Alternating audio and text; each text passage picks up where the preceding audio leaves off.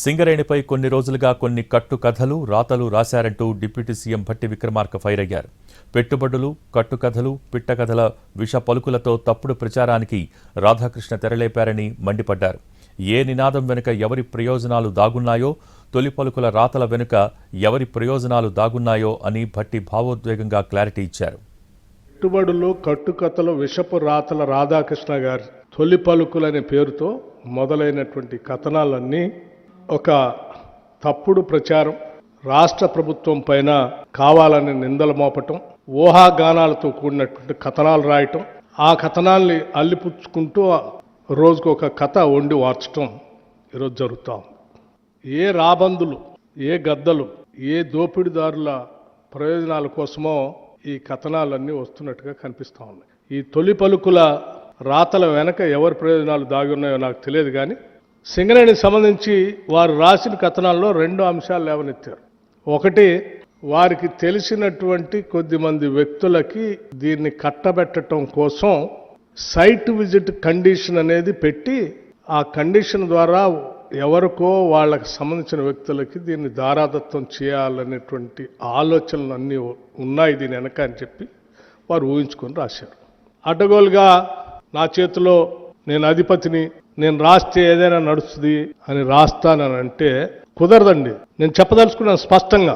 నేను ఆస్తులు సంపాదించుకోవటానికో, వ్యవస్థల మీద పెత్తనం చేయటానికో, సామ్రాజ్యాలు నిర్మించుకోవటానికో రాలేదు.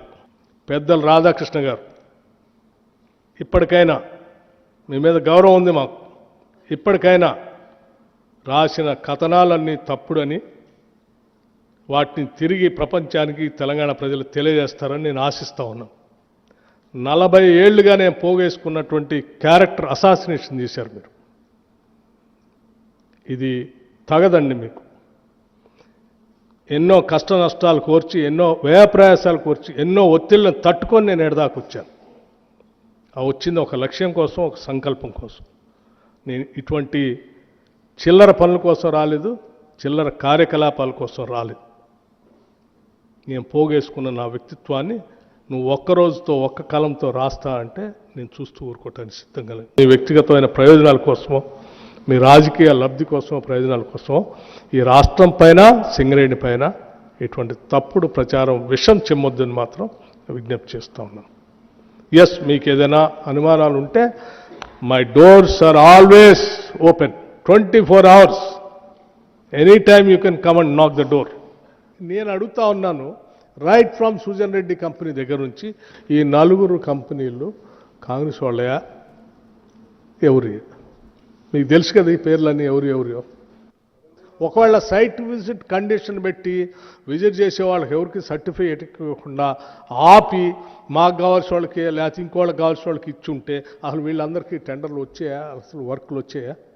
ఇంత ట్రాన్స్పరెంట్గా చేస్తే కూడా మీరు ఇంకా సింగరేణి పైన ఆ కథనాలు రాస్త్రీ, దాని మీద లేఖ రాస్త్రీ, దీని మీద జనానికి తప్పుడు సమాచారం.